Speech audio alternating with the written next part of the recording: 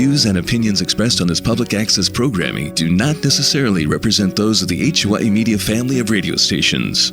It's time for Sunday morning public access programming on this HYE Media radio station. Good Sunday morning to you. This is Johnny Barrow. It's time for our Sunday morning public access programming here on our 5 Oahu radio stations within the family of HYE Media, heard on 101.1 FM, 101.5 FM, 97.1 FM, 107.5 FM, and 96.7 FM. A discussion of something that it will start to become very relevant, has so far been kept kind of under the radar. We're going to be discussing the topic of cryptocurrency and a couple of bills that have been put forward with a team member of the great Grassroots Institute, Joe Kent, the Executive Vice President. Joe, happy Sunday morning to you, and once again, thanks for joining us. Good morning, Johnny. Always a pleasure.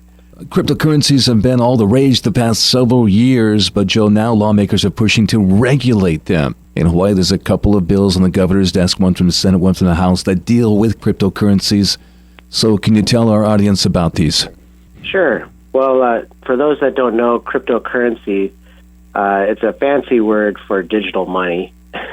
And if you talk to anyone who's an enthusiast about cryptocurrency, they'll go through a long explanation about more details beyond that. But really, it's digital money. And there are many, many different types of cryptocurrency. This has all sprung forth in the recent years, the past decade. It's a new technology that lawmakers are scratching their heads about what they should do. Should they regulate it? Should they let it be free? And so in Hawaii, they have chosen to regulate it now with the passage of these two bills in the Senate and the House. And that bodes poorly for cryptocurrency in Hawaii. And that's because cryptocurrency in Hawaii has already has a bad rap, and this just makes that worse in a lot of different ways. It's a little complicated, and I can explain more though. The current status of it, you just mentioned that, it is legal, isn't it? It's legal to buy and sell here locally, right? That's right. You can buy it, you can sell it, that's fine. But the legislation right now is concerning companies that want to serve as an exchange. So if you want to come into Hawaii as a company, like Coinbase, which is one of the main companies that does this, although there's many others.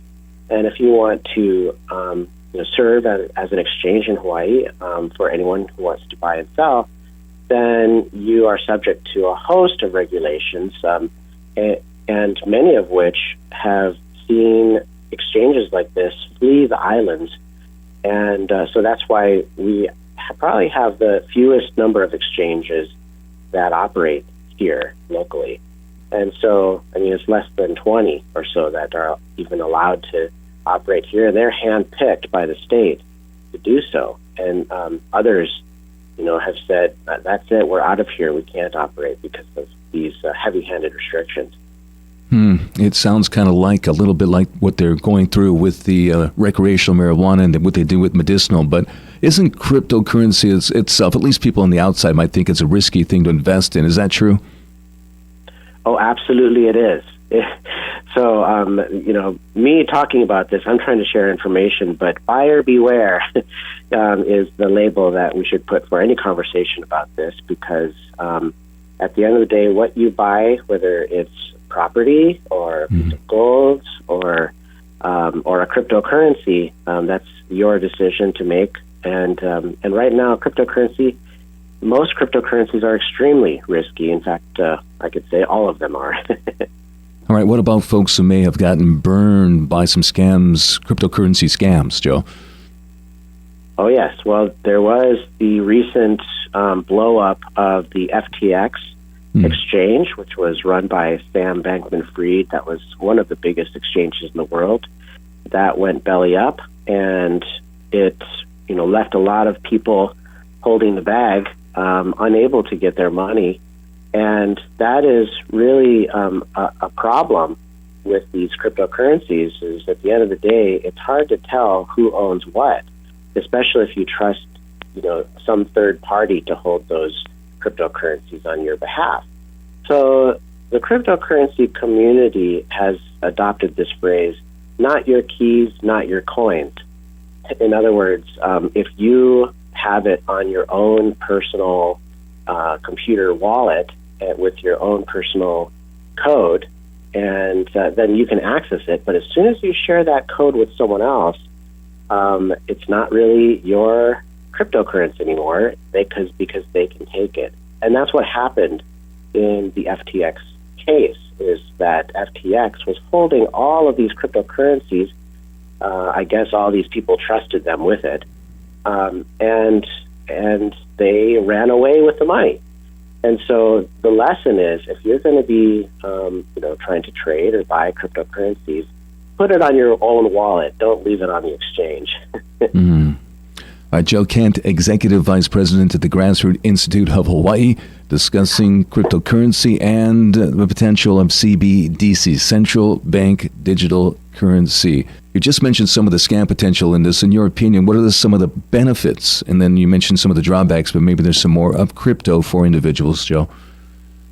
Oh, yes. Well, if you read the code of some of these cryptocurrencies, like Bitcoin, for example, they have a limit on how many of these coins can be produced. And so if you look across the world, how many things actually have a limit? If they drill all the oil, then they'll just drill for more oil. If the price of housing goes up, they build more houses. If the price of tomatoes goes up, they grow more tomatoes. And so almost everything in the world, you can find more of it. Gold, you can dig for more gold, and so on. But cryptocurrency is one of the only things that I can think of where there's a limited supply, and the limit is hard-coded, and it's decentralized and distributed so that basically everyone in the world who is part of this system would have to kind of agree to change it, and that's kind of hard to do.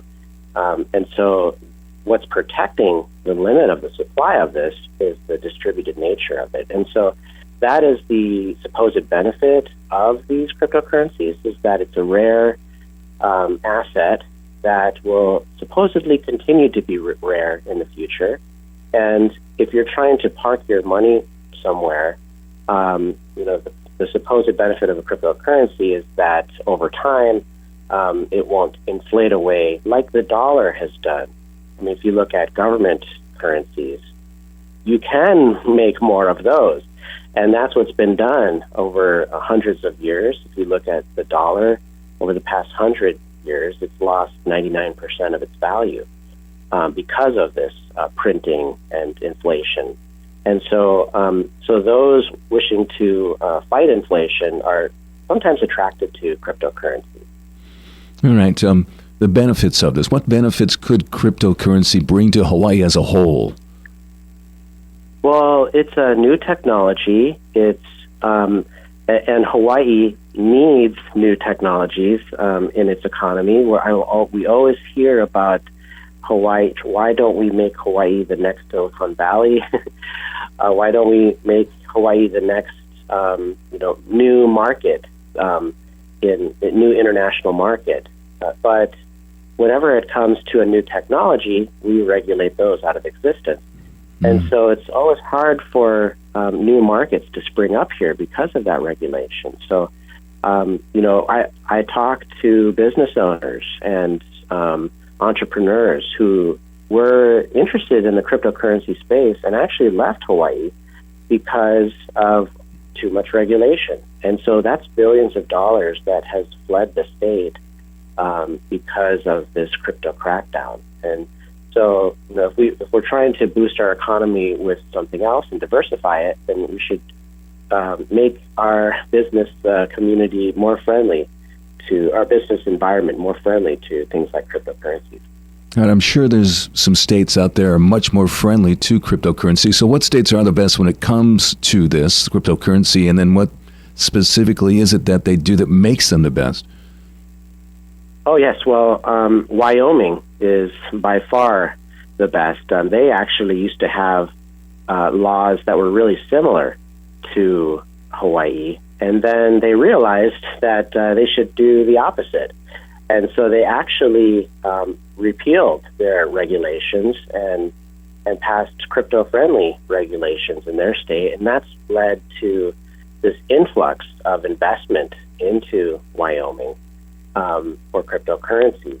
And there are many states, by the way, that barely have or don't have any cryptocurrency laws at all. And so, that includes Wisconsin and Texas and Tennessee and Pennsylvania, North Dakota, Kansas, Illinois, Idaho, Colorado. You don't really need to have a lot to operate in those types of states. Right, we're talking with Joe Kent, and he would be the Executive Vice President at Grassroot Institute of Hawaii, grassrootinstitute.org for all their great information. A couple of bills on Governor Green's desk that would change cryptocurrency regulations. So let's start with SB 945. What would that bill do? Okay, so this is the crypto law, and it's basically a law that would grant the Division of Financial Institutions head broad powers to create rules around cryptocurrency, to regulate it. And that person and the agency would be able to say which companies can operate in Hawaii, do cryptocurrency, and which ones can't. And it would basically set forth a list of requirements for these companies to abide by. We need to know, the security aspects of your business. You have to have a reserve. You have to have a background check, and so on and so forth. A long list of requirements. And at the end of the day, if we don't like you, we can kick you out. So this is a worrying aspect. It would be very worrying in any other industry, with the state saying, hey, you want to open up a Burger King here, or you want to open up any other type of business, then you have to ask us for permission. That's basically what this bill does. Okay, now sounds like you do. Do you have any other concerns with this bill? Yeah, so this bill does basically does a lot. It does too much. It's over-regulation on the one hand. But the other piece of this bill, which might be a good thing, is it included an exemption for Bitcoin, apparently. Not expressly, by the way. If you search the law, it doesn't really talk about Bitcoin. But it says that any cryptocurrency that has been adopted as legal tender by a government is exempt. And it just so happens that Bitcoin has been accepted as legal tender by El Salvador in 2021. And so that's an interesting loophole that they put into the law. That means that I think if a company were only exchanging Bitcoin in Hawaii, then presumably they could operate in Hawaii, so long as they didn't delve into other kinds of cryptocurrencies. So that's kind of an interesting, difference. It's really a law that regulates cryptocurrency, but not Bitcoin. Can you define and make the difference, the distinction between those two, that listeners might not understand that, because this might be new to a lot of people? Forgot to ask about that at the top, the difference between cryptocurrency and the Bitcoin, which you just spoke about.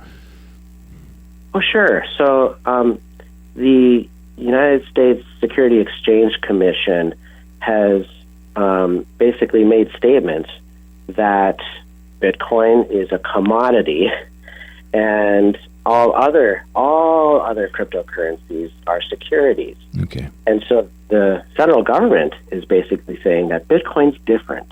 And why is it different? Well, the difference is it was the first.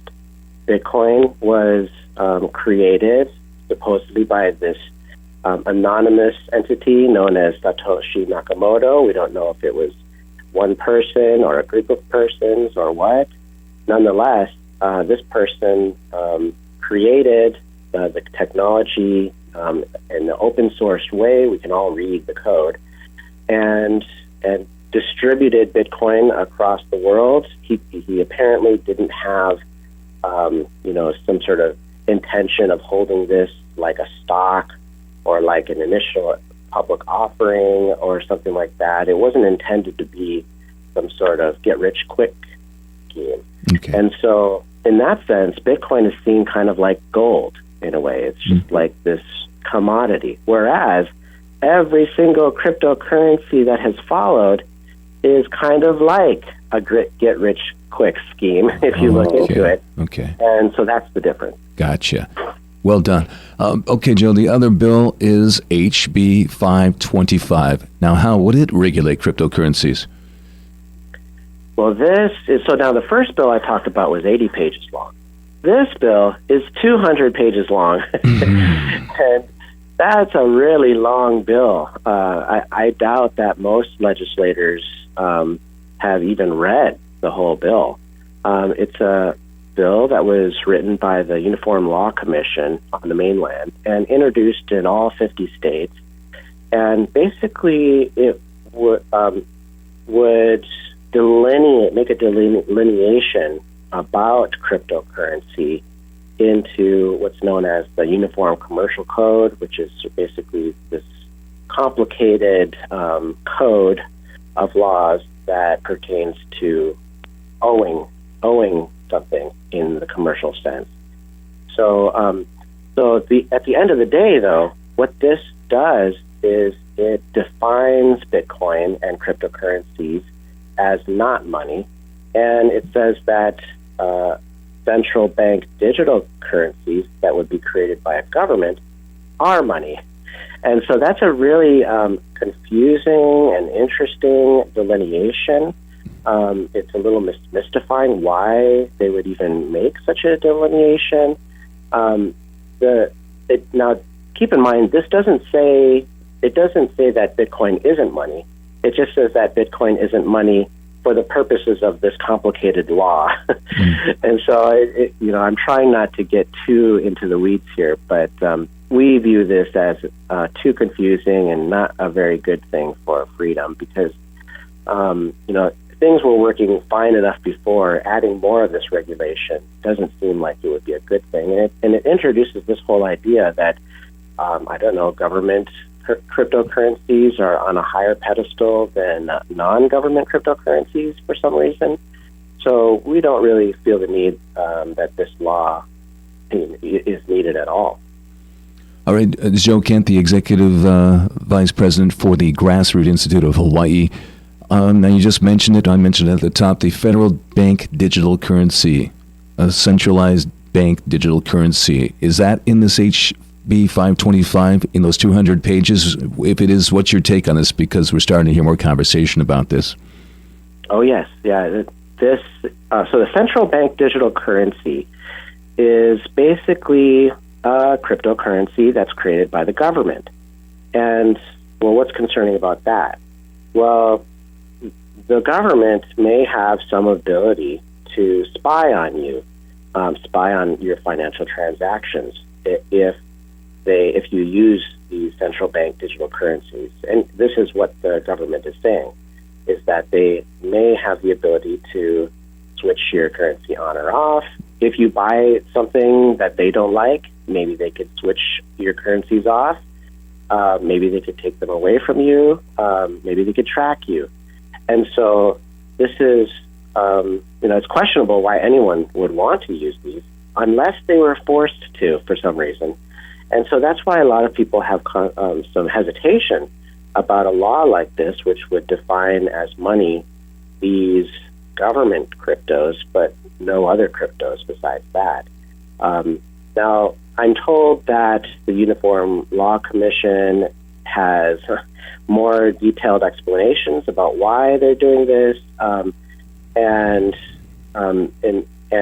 they view it as passing lots of regulations to help allow for the use of cryptocurrency somehow. But it's one part of this, one aspect of all of this is this 200-page bill is filled with so much legalese and technical wonky language that it makes the transparency and conversation about this law suspect.